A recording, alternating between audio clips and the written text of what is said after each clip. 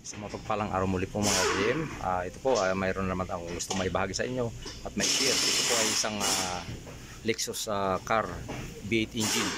Yan po siya, bali V8 engine siya. Ito ay Lexus car LX 570 Sports. Yan po, baling ginawa natin dito ay chininsuit po natin siya, no mga GM. Ang langis po ng ganitong makina ay bali 8 liters po mga GM. Ang ginamit po nating langis ay ito po siya, polysynthetic 5W30. Yan, at ang ginamit natin oil filter, ito po yung kanyang oil filter part number. Yan po, 04152-38020. Yan po yung kanyang oil filter. Bali, paper element po siya mga GM. At ito yung kanyang langis na ating ginamit, no? Bali, 8 liters po yung ating nilagay. Yan po, at ito po ay may receipt po ito mga GM. Itong ganitong sasakyan, yan po ay pinaservice sa atin ng ating customer, no? Yan, ituturo ko sa inyo kung paano po siya i-reset sa kanyang engine oil reset, no? Yan po. Pasok tayo sa loob. Yan po. At ito po siya ay start button. Tapos yung kanya pong ay automatic. Tapos halos lahat po ng kanyang function ay push button po siya mga ka-GM, no? Yan po yung kanyang panel. Yan po yung kanyang screen monitor sa harapan. Napakalaki. Yan, bali start po natin, no?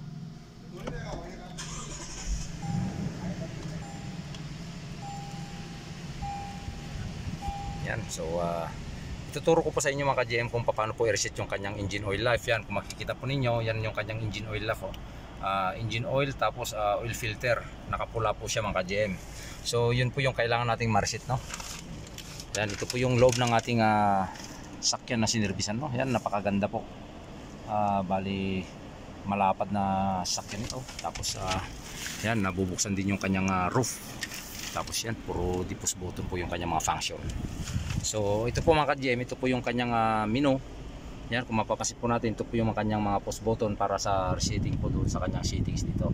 Sa kanyang screen, makikita po natin sa kanyang screen kung paano po siya i-reset mga ka-GM, no? Dahil nagpalit po tayo ng engine oil saka oil filter.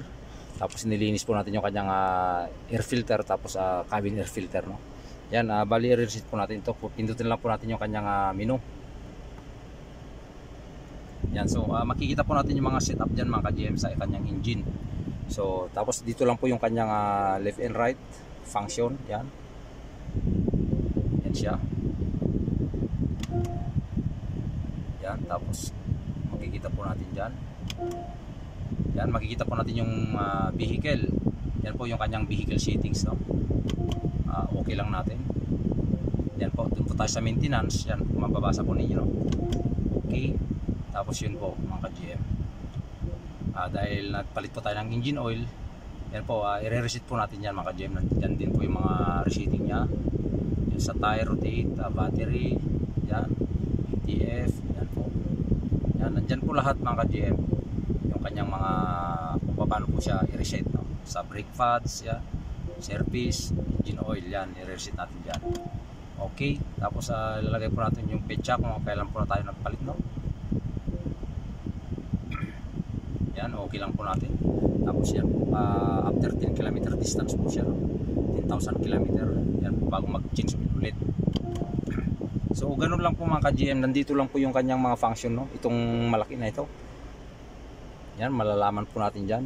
Tapos mapapasa naman natin doon. So yan po, change oil kung makikita po ninyo. Ganun lang po. At pag natapos po yun mga ka-GM, ganun din po sa kanyang oil filter, no? Dito lang po yung kanyang menu, at ito yung kanyang left and right, yung kanyang push button na center okay, ganun. Dali lang po siyang i-operate o i-reset, no? Yan. Sana nagkaroon kayo ng idea dito sa ganitong sasakyan. Yan siya. Talagang full option itong mga ganitong sasakyan, no? Napakaluwang yung kanyang loob. Yan, Lexus 570 Sports. Yan po. Yan, tapos may mga monitor TV pa siya sa sa likod ng upuan, no? So yan po, at sana nagkaroon kayo ng idea kung paano i-reset itong mga ganito pagka nag-service po kayo ng mga ganitong klase ng sakyan, no? Sa Lexus. So maraming salamat po, at patuloy nyo po sanang suportahan ng aking channel.